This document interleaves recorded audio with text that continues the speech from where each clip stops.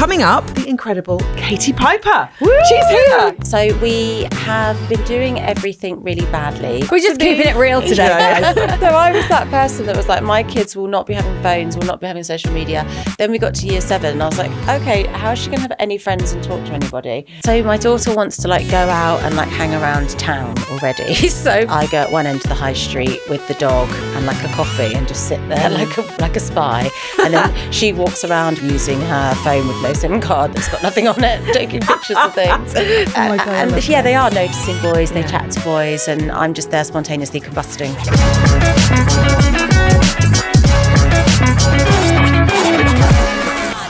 Good morning, Hannah. That's very official, as good morning. Oh, good morning. How are you doing? I've had like about 2 hours sleep, not going to lie. Well, have you got the video of Jessie snoring? I feel like you need to play that to get the context of why you didn't sleep. All right, do you know what? I am going to do this. Play the audio, because you sent me a message this morning to say, listen, I've had no sleep last night. And I was like, oh my God, was it the kids? And you were like, no, it was the husband. Check this out, guys. This is why I'm not sleeping.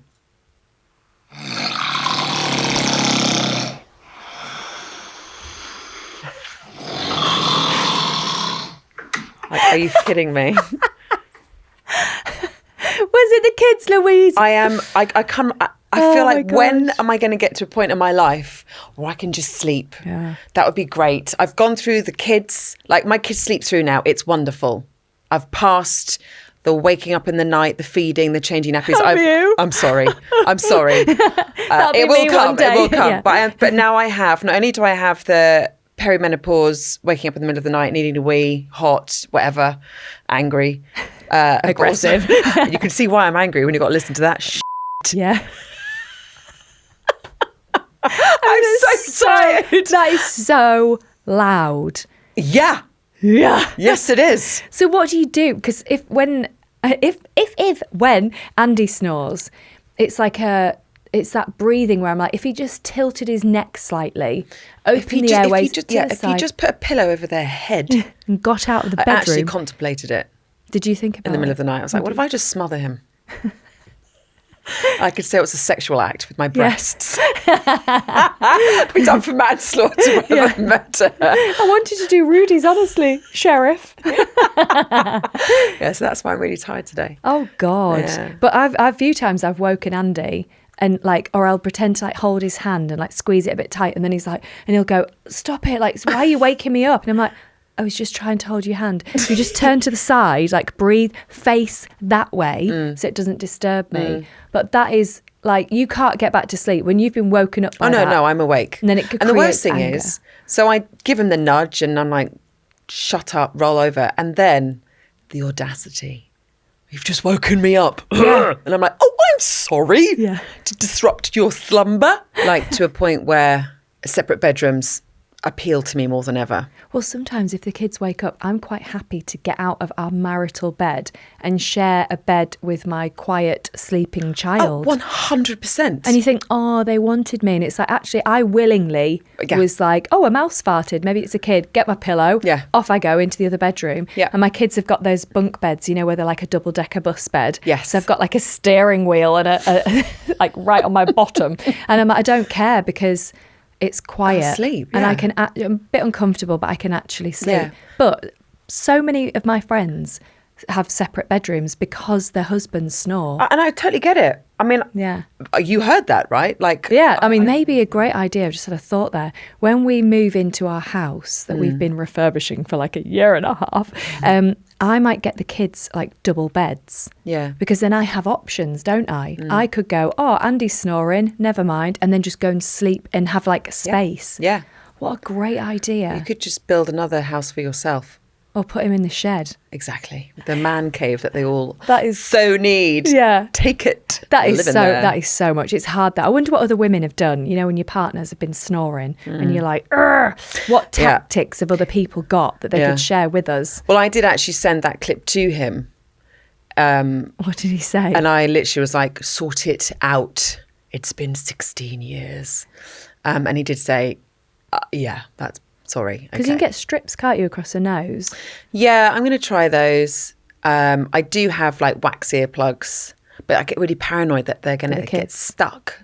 Oh. And I won't be able to take them out. I thought you were going to say that you can't hear the kids if they're awake in the night. No, that's fine. He's not going to hear them anyway, is he? No. Jesus. No. Anyway, God. any fails? I can enlighten you with mine. Go on, go for yours. So, do you remember I had a bit of a rant about kids' birthday parties? You don't get invited to some, and it was really quite heartbreaking. Well, we were invited to a birthday party, but it was in our WhatsApp chat for the whole class. For your daughter? For my daughter. Yeah. And the invite, and I've never had this before, and it totally makes sense because, it saves money and time and effort, but it was just a poll in the WhatsApp chat saying, can you make this birthday party? And that was the invite? That was it, just a poll. There's no picture? No No picture. Canva kind of design? No. So it was just so-and-so's birthday party, this date, can you make it? Yes, no, in a poll. I wrote, yes, I can, because I could. It was my fault. Admittedly, I forgot to put it in the diary. Oh, but God. the invite was like 6 weeks before the actual party, and genuinely thought nothing of it. Then yesterday, I see photographs come through in the WhatsApp chat, and it's of the birthday party, and I completely forgot. And the whole living class is there.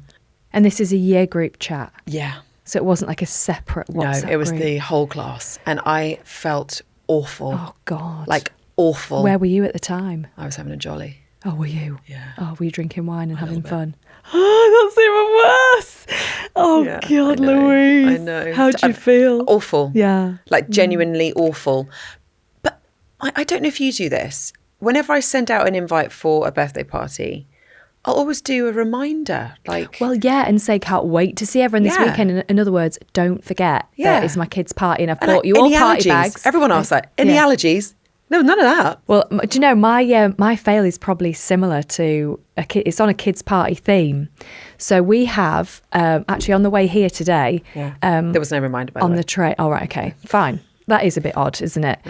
On the train on the way here, I went to reply to a WhatsApp that was a party invitation that happened on Saturday.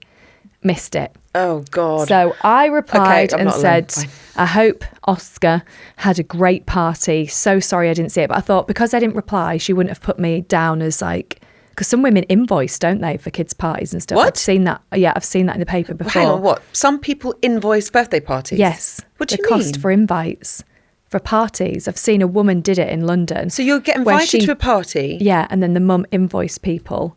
I think that was if they didn't attend the party. What the hell's going on at the party? So I don't know. I mean, who have we got? What, Beyonce pass the performing? parcel? Yeah. I mean, it's still no excuse. If you invite someone to a party, Yeah. you've got to expect that some kids won't be able to come. Well, yeah, people get sick or you forget, clearly. Or parents can't be asked. Parents are Yeah. hungover. But this, there's a weekend coming up and there's 3 kids' parties that weekend. And my husband hates kids' parties. Now, he has to think, does he want to stay at home with 2 of our children while I take 1 kid to the party? Or does he want to have to go to the party and make small talk? He doesn't want to do what's either, worse? Louise, Yeah. right? Andy was like, no, we're not going to any of them. Just tell them all we're busy. Yeah. He was like, if we actually were busy, it wouldn't matter. No. But he was like, we cannot like people please and go to, and I'm like, yeah, but for your kids, it's like those happy core memories where you go to the parties with your friends and it's fun and stuff like that. High But on actually, sugar. Andy was like, no, we're just not going to go. Just leave it. Leave the kids' party. Did you tell the kids that they...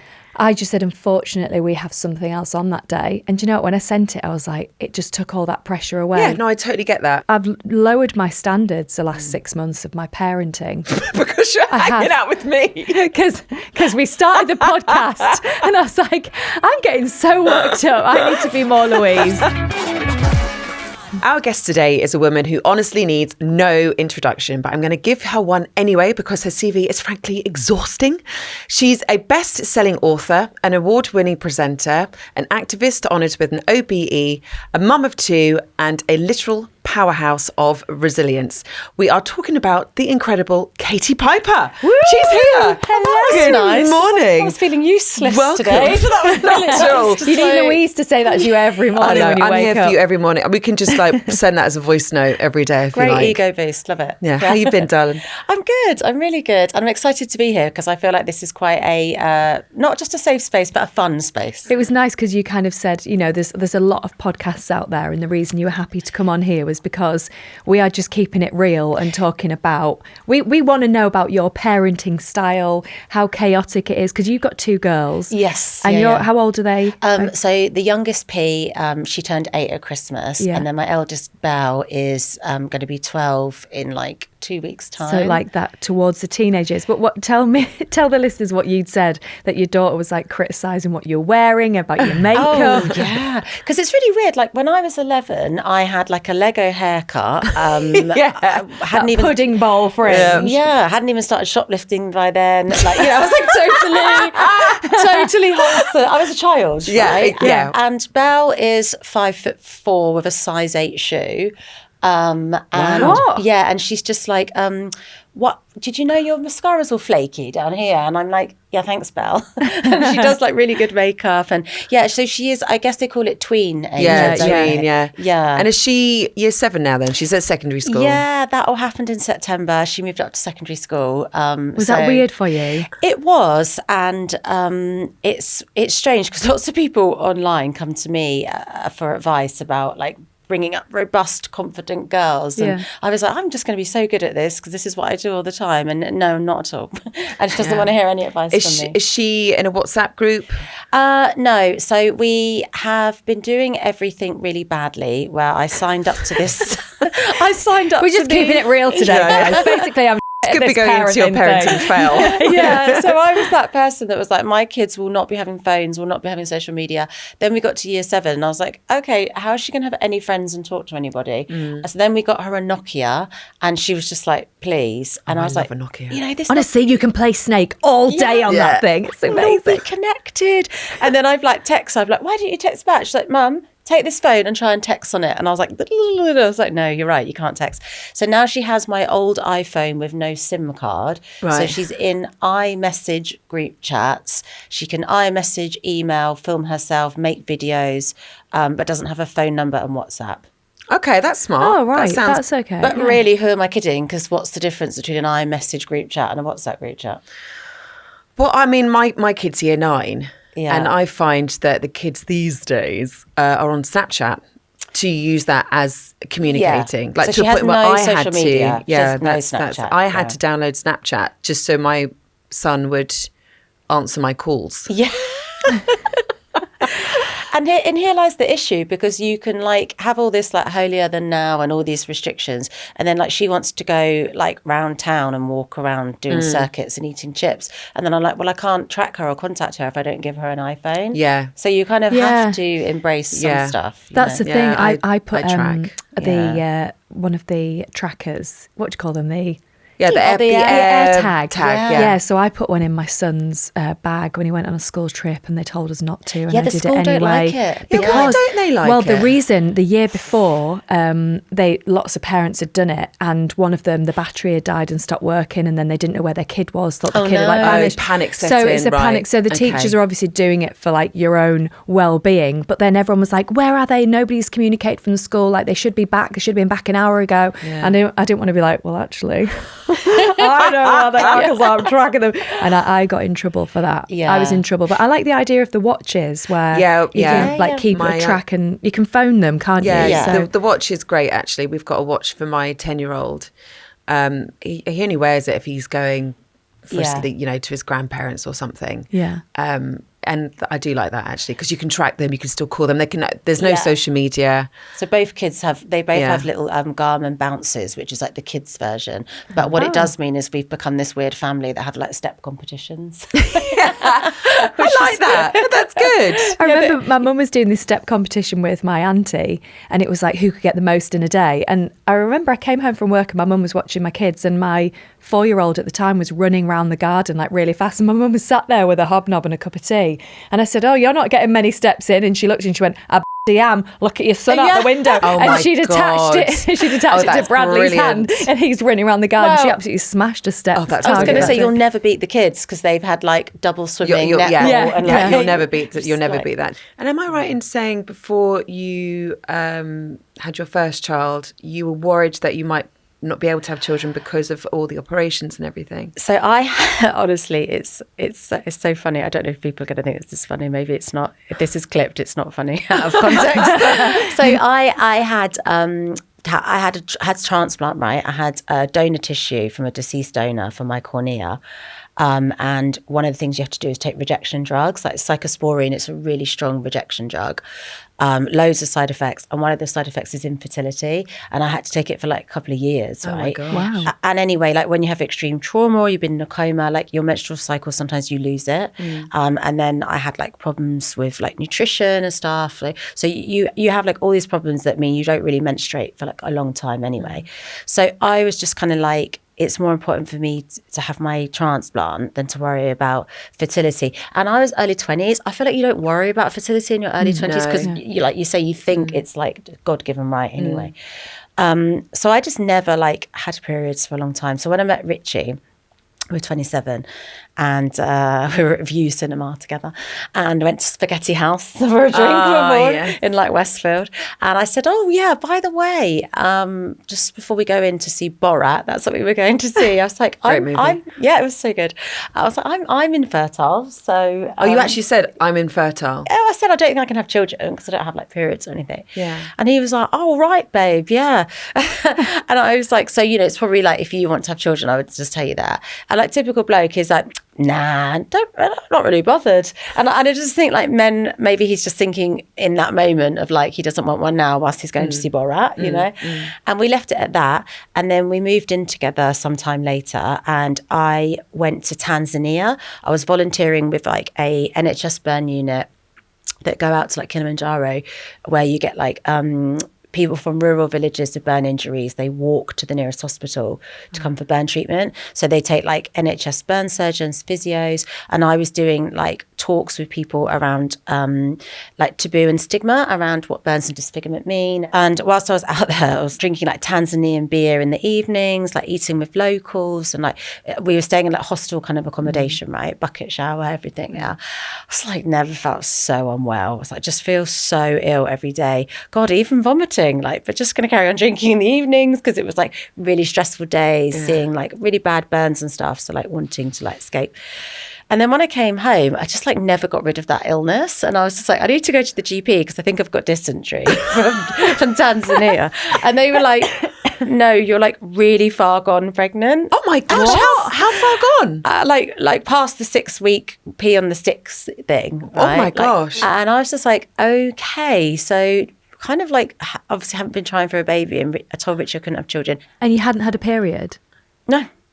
Oh my God. Yeah, wow. so I was just Oh my like, gosh. right, okay. And I had like really bad anxiety about it and kept going for all these like unnecessary private scans in the back of Mothercare because I was just like so worried about the fact that I had just been not living like a pregnant person, and everything was fine and she was totally healthy, and it was a really, I not want to say easy pregnancy. And I'm always so mindful the way I talk about parenting because it's, and like birth and things like that, because like my birth story to me was easy, but maybe it wouldn't be to somebody else. And then after that, when I decided to have a second child, I just was like, I want them to be 2 years apart, so now I'm going to start trying. It took me 4 years to get pregnant the second time. It's funny how it works like that, isn't it? Yeah. It's really bizarre. Do you feel, because of what happened to you with your attack, do you find because you have daughters, do you feel like you're overprotective of them?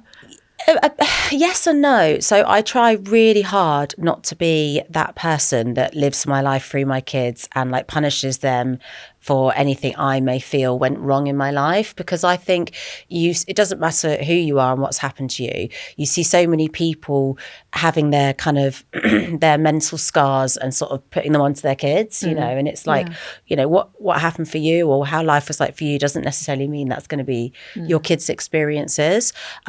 So my whole past is sort of really out there it's a bit like, right, you know, if you adopted a child and they always know they're adopted. Yeah. That's my relationship with my children and my past, because it's so Googleable.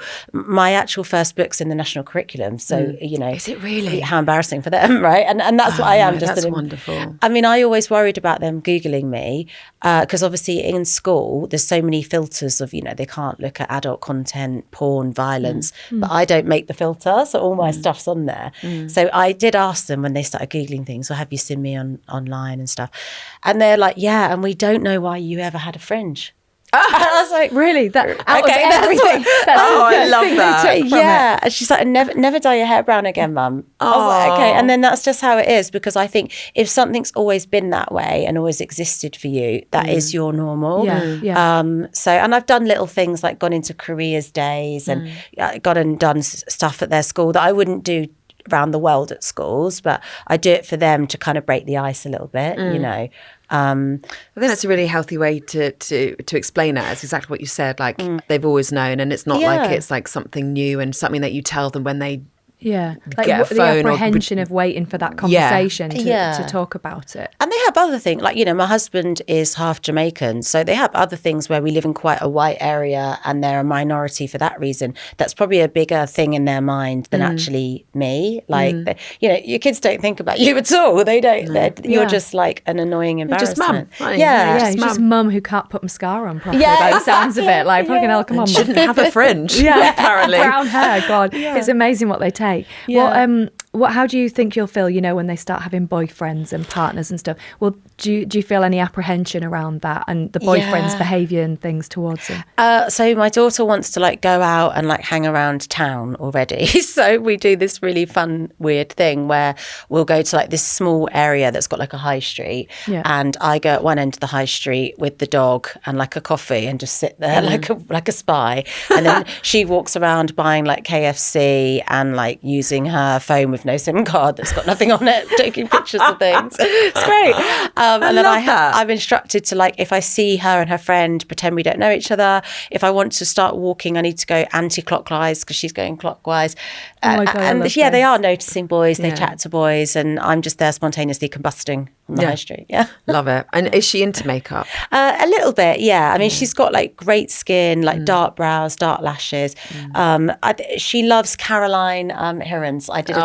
Who doesn't? Yeah, she's amazing. Because when we started, she's like, "Oh, I want this like £80 cream." I'm like, absolutely not. Like when I was younger, we just used spit, so you can do that. We just use water and phlegm. Actually, there is something. I know we laugh about this, but actually, I was told, and I don't know if this is completely true, but if you get a spot, especially if you're a teen, if you just lick your finger and put your spit on your spot, it's actually really healing. Listen, thanks to Caroline Hirons, all my little remedies are being poo-pooed because I'm like, just put toothpaste on it. She's like, no, in Caroline's book it says you can't do that. And I'm like, does she talk about spit? She doesn't talk about spit, but that could be a chapter she could add in the paperback. It's crazy when you think about, I actually remember going to school and we would go to like Superdrug and put all the testers on our faces. Yeah. Oh yeah, and Body Shop. Oh yeah, looked that was like posh. I was going to be a teamy version of the Spice Girls or ABBA. But there was definitely no skincare at all. Like, we must have all looked like dried out flip-flops. There was there was Clearasil to dry you out. Yes. Oh God, yes, yeah. I remember that. Yeah. There was no oils or moisturize. I think you didn't even drink water anywhere. Hydration was not a thing. I didn't go to school with a water bottle. A bit of a thing. E45. Oh yeah. Okay. Bit of aqueous cream. Have you ever embarrassed your kids? I mean, I had this weird, when we were in Tenerife this half term, I had this weird thing where I'd be like to Belle, it's like buffet breakfast, right? So all the families are there that you'll see around the pool at the breakfast. And it was Shrove Tuesday. I was like, Val, look, they've got sprinkles. And she was like, stop it. I was like, what? And then when I got back to the table, she was like, do not talk to me about sprinkles at the buffet breakfast. I was like, sorry. And then just as a joke, when we went back up to get more food, I got the sprinkles and threw them. And it just didn't go down very well. How did that affect the day? Yeah, badly? I just let's just say humour-wise, we're not on the same page yet. Yet. you know. Have you got any parenting fails or anything that's happened where you look back and think, oh my God, I was in the trenches of parenting at that point? Yeah, I mean, there's definitely like been lots of different things that you look back and think, probably wouldn't do that again. Yeah. So you do know the second child's had a better upbringing. We're not really like a camping family. I like a sterile environment for my eye drops and a straightener to plug in. You don't strike me as the camping environment kind of gal, to be honest. I've tried it and I won't be doing it again. I did glamping, right? So we did it was like a family festival. It's called Feastival, right? So it's amazing. Love Feastival. And we were glamping, is that what you call it? Yeah. I was going to say clamping. I think that's something more niche. Glamping in a yurt, right? And I took along our normal potty. The kids were a little bit younger, but they weren't using a potty anymore. But my theory was I don't want to go out to the Portaloos in the middle of the night. No, nothing worse. After some margaritas and stuff. So I had to get up in the night with P because she had woken me up to tell me that the sleeping bag was zipped too high. So I'm again, one eye bandit, trying to forage around this yurt to find her to unzip. And I stand in the potty, right? And I'm oh, and I do have an acrylic overlay on my toenails. So I've got a French pedicure. And I stand in the potty and you sort of think, oh, that's not too bad. Potty stuck to your foot, maybe a little bit weird, whatever. Wasn't wee. It was the other thing you do in a potty. Went all under my toenails. It was poo. Oh, yeah. God.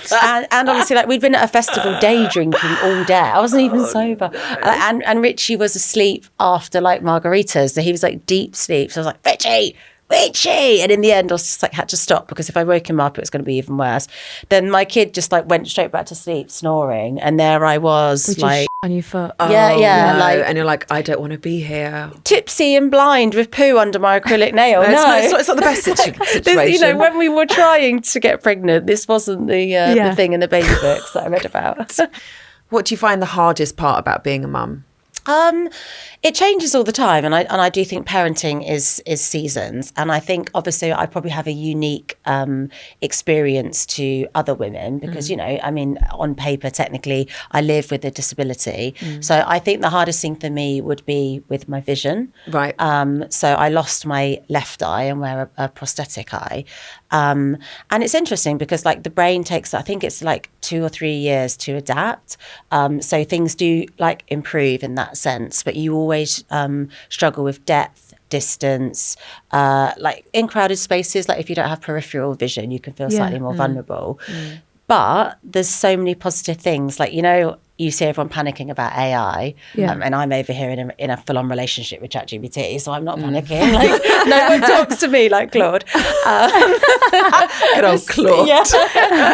But there's so many positive things, in the medical world, in surgery and theatre with AI, and actually there's so many apps and things that can help you with your independence. So one of the things that I use is something called NaviLens, which once I tell you about it, you will realise it's everywhere. It's not new, it's established. You'll see them everywhere at train station platforms, in museums, and it looks like a QR code. It's this little colourful square. But where it's now starting to appear for the very first time is on things in supermarkets. So Fruit Shoot are the first ever children's drink brand to put it on their packaging. So you think of it like a QR code, but with a QR code, you need good vision because you need to line up that. Yeah. And, when you're doing the menu in the restaurant, you're I can't press the thing, can't see it. NaviLens works from 20, 30 meters. Oh, wow. Yeah. So I would be in the supermarket, right? If I'm in the supermarket on my own, it's I'm rushing to a job, or I've finished a job and I need to rush to the school. So I'm rushing. If I'm in the supermarket with my kids, I've got that can I have this? Can I have that? Yeah. Always. And I'm just either way, it's a high pressure situation for me. And then I've got that lack of vision, right? So it might be that I can't find the aisle because I can't see the sign, or it might be when I get close up and somebody's decided to make bright red packaging with yellow writing on it. Why does somebody do that? And I'm doing this whole thing. And in layman's terms, NaviLens will turn any packaging into audio for me on my phone. Oh, that's genius. Oh my God, so that's it's incredible. super quick. So neurodivergent children like it as well, and adults, people that get overstimulated. But also I just feel anybody should like it if you like a voice note. So hopefully, because a big brand like Fruit Shoot are doing it, hopefully it will just become normal and it will just be on everything. And make your life so much easier. It's an independence thing. I don't want to ask other people to help me. I want to be like dignified and independent. And I would like to think that can be the same way for our kids and our children. And it's not an other thing. It's a normal thing across the board. So I think in that sense it's quite exciting. I think it's brilliant and very exciting. And actually I didn't even know that existed. So, and I think our listeners will love to know that as well. Yeah, you guys got to give it a go in the supermarket now. Well, can you do it on wine? This one will make you feel lovely and relaxed. Yes. They have it on shampoo. So do they? I thought you were going to say champagne. I was like,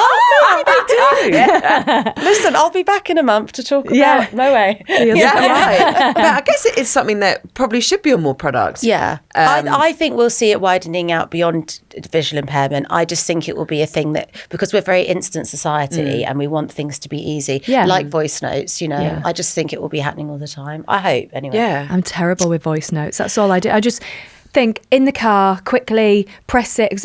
The thought of just sitting and typing a message for me, I'm like, I haven't got those 2 minutes I could be getting in the car because I've got to do the pickup and I've got to do, so in the car I just voice note everybody back. I agree with it for logistics, but it annoys me in a friendship when someone heavily is constantly, because I'm like, well, we're not ringing each other. I know what you mean. I think I prefer it.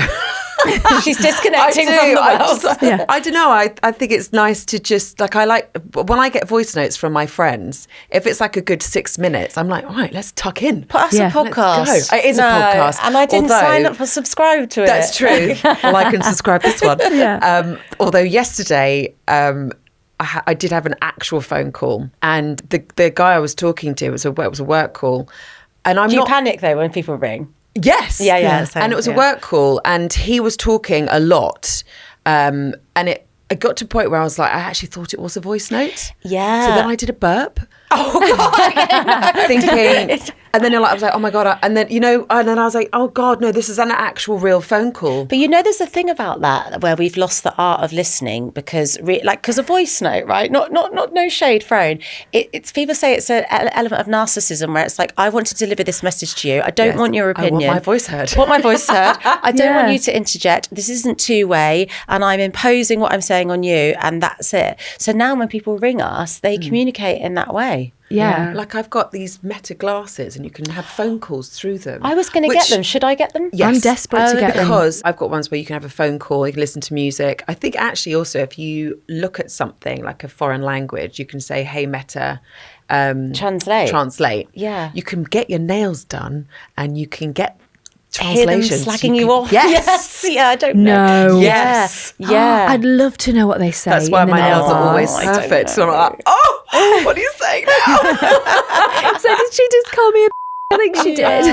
But have you had it when you've seen other people filming you with them? Because I've had that. I've seen that. Like that. Have you? That, but, yeah. Oh, because a light comes on, does it, when you start filming? So you know. When if you know the glasses, you just know when they go like that on the edge as well. But it's a weird thing because you're like, okay, it's kind of good for women's safety if something feels off and you want to start filming it. But then I don't know about the consent thing of being filmed. Yeah, well, there is that as well. Yeah. The thought of, if you can get a map on I just know that I'll be walking around like, turn left. And then I'm like, well, we're what they're telling me. Body cams, aren't we? Basically the police. Yeah, we are. We're detectives. detectives. We're detectives. Yeah. There was actually this really awkward adjustment period of the one eye where, because you can't judge depth or distance, you don't want everyone to think you're drunk. So like people would come around for like family barbecues, and you imagine if you can't judge depth or distance, you go to get that glass, you often knock it over because you're always like a few inches out, or you go to put it down and you're having a mild normal chat and it ends up being like bang, because you slam it down because you don't know where the table is. So it was like 2 years of letting everyone know I am sober, okay? I'm not smashed. It's midday at a family barbecue when you were all one drink in. I wasn't drinking 9 before you got here. And you do just constantly like bang into things and smash things. Usually at like this levels, you get like little bruises on your forehead. And my husband's a carpenter. So he was just like, you're just smashing into like open cupboards and like pulling things off hinges. And he was like, it's just like living with somebody that's like trashing the house. But Wow. But he fixes it all for free. I was going to say, I mean, That's why I married you, babe. Do you know what I mean? I was like, listen, I'm giving you loads of before and afters for your work, social media, so you can just got free content. Can he make cabinets with rounded corners then, just to help? Yeah, do you know what? He's not a good carpenter. No, that's so horrible. I didn't mean not good in skill. I meant he's like the floorboard kind. I thought you were going to say he's like the Temu version of. No, it's just like the boring version. I want like shoe racks. Yeah. He's like doors. Fair play. Yeah. We've got nice doors. And does he do loads of stuff at your house? Doors. He does do loads of stuff at the house. He's really good. Do you know what? Our marriage and our roles are constantly evolving. And I'm always really careful when people ask me for like advice of like having it all. And I'm like, no, I think your roles change depending on who's earning what, who's more exhausted, how the kids are. So yeah, I think we have like seasons where every 5 or 6 years things change. Yeah, I think that makes sense. Yeah. Because isn't it true that every 7 years we shed our skin and we become a new person? Yeah. Apparently, hence the 7-year itch. Yeah. I definitely think it's true. And I think that's why you either like do grow together or end up just, having separate rooms and hating each other. Yeah. And how did you meet each other? Oh, BBM. Do you remember BBM? No. No. BBM? Oh, you must remember Blackberries. Oh my God, Blackberries, of course. BBM Messenger. Give me your code. Give me your pin. Give me your BlackBerry Okay, pin. I missed out on that. Yeah, BlackBerry Messenger. And then we were like BBMing, and it was like mutual friends where my friend was like casually dating his friend. So we were in this sort of group where we'd go to like pub beer gardens and sort of see each other. But we weren't like, we didn't connect anything beyond friends. Then he asked my friend for my pin. And Oh my God, I totally forgot about BBM I missed out on this Messenger. again. I feel like this is tea and toast all over again. I completely missed out on were you this. single in the BlackBerry era? Yeah. Yeah, so he asked. What the hell? He asked through a friend of a friend for the pin, and I was like, him? He's always in those beer gardens. Doesn't talk to me. No. Then an hour later, I rang my friend. I was like, well, I mean, you could pass the pin on if you want. I suppose it won't hurt. And then we started BBMing all the time. And then I went away I was working in like America, Minnesota of all places, on a stem cell documentary about eyesight. Right? Yeah. And I had no kids, single. So I actually went away for like a month. So we had one of those like 90s relationships, even though it was like 2012, where we'd fall asleep on the phone. Oh my God, I miss those. And then you wake up and the phone's there and you're like, oh my God, we were just talking a load of rubbish. It's like, oh my God, have I got any credit left? Yeah, can you imagine? And it's like, I'm cleaning my teeth. I'll take the phone to the bathroom with me. And we had that for like a month. So it really was just friendship. And he was really good looking, and I felt like I wasn't. So I did say, you're really good looking. So if you do meet people, just like go off with them. Don't wait for me. And he was like, no, I think we really get on. And I was like, oh, do you think so? Oh, sometimes I find you a bit boring, but okay. And then, I came back to the UK, and then it just carried on. And it was Blockbuster love film era. And then we'd meet up Fridays and stay, because we lived quite far away from each other, and we'd stay at each other's flats alternate weekends watching Blockbuster. I do miss the good old days of Blockbuster. Yeah. The deal with the Doritos and the popcorn. Oh God, those were the days. It really was. Like, They were. that was the night out, just choosing a movie. It's And like, you got to know each other properly. yeah, and like Yeah. I had quality time, not distracted by phones or messages or WhatsApps or anything. And it's how funny when you said about the BBM messaging. It's like, do you remember like MySpace, Bebo? I remember or like MySpace. MSN Messenger. Yes, I remember that. Yeah, it's like, House party. those days. How did you visualise, from being a young girl, thinking, when I'm older, because I used to say, I'd love to have 4 boys when I'm older. Oh, like, okay. what things did you used to like hope for when you were a little girl? I was definitely always maternal, because I'm like the middle child, three of us, and my mum made lots of sacrifices to be a parent.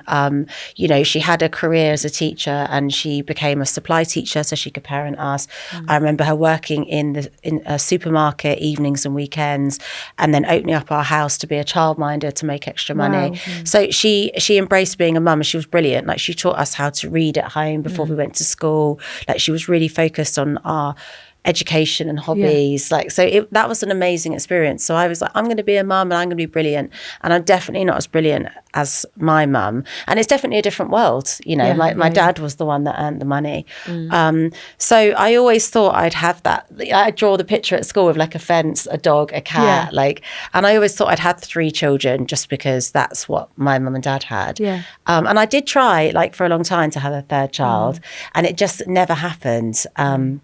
And it became really unsexy with like apps and like, you need to come home because it's this window. And then I need to do a headstand afterwards, apparently. And then I was just like, the cycle. all these weird things. And it just like never happened. And I did not want another medical journey in my life. So I stopped trying naturally, and then got really paranoid about, right, now we've like stopped, I bet it's going to happen. And I now feel too old and too tired. So now we have to be like really careful, because we don't want to be 90 and giving birth. Isn't it hard? You go through go through those for like having a baby. You spend all your years like trying not to get pregnant when you're at school, and then you try and get pregnant, and for not everybody it actually works or happens, and some people have to have fertility treatment or miscarriage and have awful experiences, and then it hinders the journey after that. And then it's like you say, you get the apps and you check in all the time when you're ovulating, and then you decide actually maybe we'll just leave it now, and then it's like, right, we need to be really careful then. And it's like, God, it's like a constant like there's definitely something missing in education at school. Like I know it's important to tell you how to prevent and how to use contraception, but there's definitely a whole lesson missing around that. Absolutely. For sure. Oh, there's so much missing. I started trying for my third child when I was 40. And I actually think it was that thing of okay, this is last chance saloon, like if we're gonna do it, we'll do it now. And I thought it would happen within a year or two, because also I consider myself, like, apart from the obvious, I consider myself like really healthy. I'm really like physically fit, I'm really active, I don't really drink a lot. And then when it didn't, it was like creeping into like, I'm now 41, 42. And then I was like, how can I, like, I get up in the mornings just angry as a standard now. So like, I don't know how I'm going to get up for like, middle of the night feeds and stuff like that. And then like Belle starts going through puberty and she's having all these raging hormones. And I'm realizing my hormones are depleting. And like, am I becoming like perimenopausal? And I had like fertility tests and I didn't have fertility problems.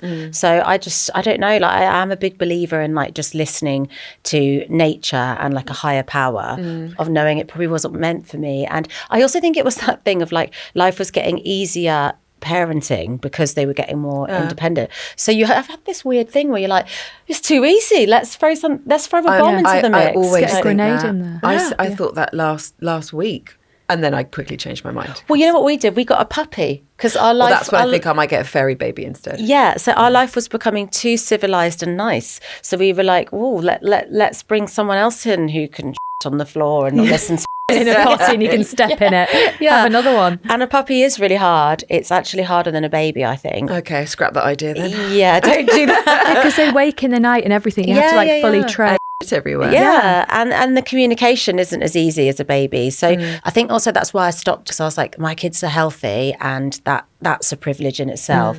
At my charity, we're a burns charity. We support people with like traumatic scarring and burn injuries. And that's the reason charities are needed for burn survivors, because there is no end point. It's not like, say, having a disease where there's a treatment and there's an end point. It's ongoing care, and that's something that, and a lot of people can't work, so like financially it's really difficult for people. So charities fill that gap where most people just wouldn't be able to. And where can, if our listeners want to find the charity, what's it called and where can we find it? It's called the Katie Piper Foundation. So you can find, like, we've got websites, we've got social media, and we don't just support the survivor, we support the family as well, because obviously it affects your whole network. And there's no eligibility where you have to have been burnt recently. Like it might be historical childhood burn and you now want to re-engage with services. And there's no end point to our support. Like, we'll be in our life for as long as you need us. And when you don't need us, in a way, that's a sort of sign of success. It's particularly like psychologically. But things change for people all the time. But it's my favourite scar, my C-section. I love that. Oh, yeah. And how did it feel getting an OBE? Oh, mixed feelings. I mean, it was incredible. First thought was, what am I going to wear? Yeah, of course. Literally. And also it was like super awkward because it was post-COVID, and usually you're allowed to take like your whole family to the palace. But post-COVID, it was one person. So it was like, oh, this is awkward. Who am I going to offend? I took my mum, which was fine. My husband was really like gracious about it. And it was amazing because my OBE was services to charity. So in like a British way, I kind of felt a bit like embarrassed and bad, because obviously like the charity carries my name, but it's definitely not just me. Like there's a whole a board of trustees, there's volunteers, there's staff, there's survivors. There's so many people that make it what it is. So I also just felt like really embarrassed. Oh no, it's really well deserved. Absolutely. Yeah, I think what my like charity, OBE, my story, like everything for me shows, right, is particularly on social, we think, oh, it's such a cruel world, it's a hateful world, and it's just so dark at the moment. And I'm like, no, it's really not, right? You know, that cliche saying of like, look for the helpers, they're always there. Like what everything around me illustrates for me is that we are really good in a time of crisis, and we do rally around, we do send solidarity. And my foundation has never received government funding. Like it's literally from people selling cakes, running marathons, getting their corporate companies to make us their charity of the year. And we've been running over a decade, and we've created a rehab centre. We have a residential facility where people sleep and stay. Like imagine just doing that off the back of people being decent. Yeah, That's actually kindness. incredible. Yeah, That's incredible. But thanks so much for coming on the podcast. Absolute I joy really to have you on. appreciate Thank it. you so much. Yeah, thank you. Thank you so much. Katie, bye everyone. Thank you. If you loved this episode as much as we did, please hit that subscribe button and leave us a review.